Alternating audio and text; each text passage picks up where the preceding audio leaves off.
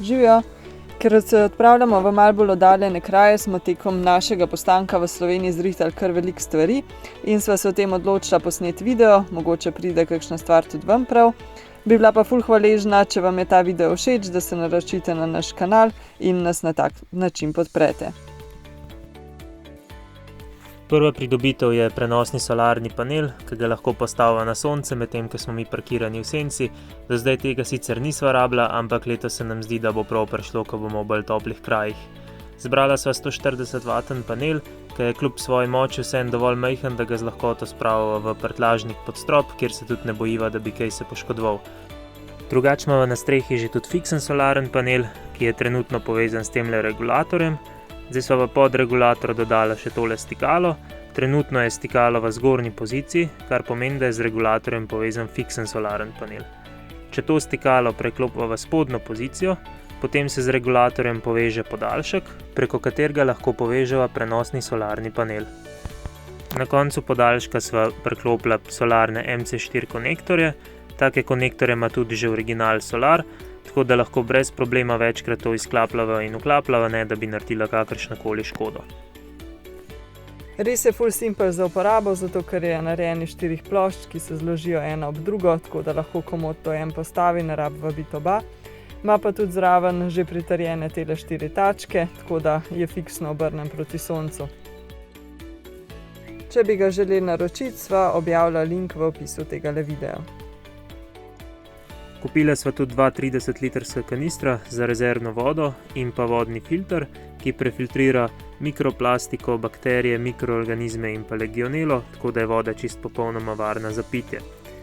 Če ima vodni vir dovolj velik pritisk, lahko filter kar direkt preklopimo s cevjo, ampak midva sva si uredila tudi tole potopno črpalko, to je zato, da lahko filava vodo tudi iz kakšne reke ali pa iz kakšnega čistega jezera. V bistvu je to čisto navadna, čisto preprosta potopna črpalka, ki deluje na 12 V, tako da lahko preko tega vtiča enostavno preklopimo v kemper. V vodo recimo iz jezera potopimo to potopno črpalko, jo s stikalom vklopimo in voda že teče. Link pa je spet v opisu tega videa. Posteljo sva zaščitila tudi s komarnikom, ker na ježka sva ga pritrdila, na drugi strani pa s takim hakeljčkom, da se zarola gor in potem ga enostavno odvijeva in sva varna pred komarji in raznim mrčesom.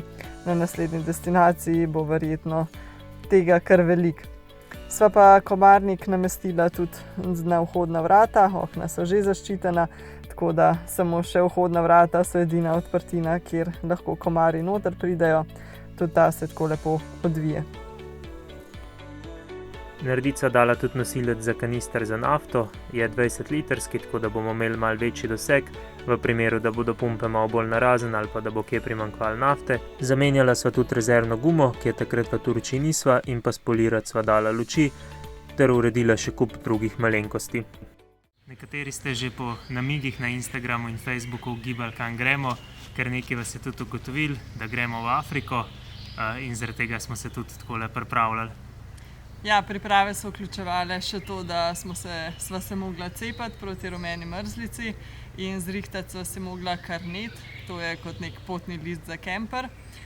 Tega za Maroko sicer ni treba imeti, ampak naš cilj je, da bi prišli do Senegala, se pravi Maroko, Zahodna Sahara, Mauretanija in Senegal.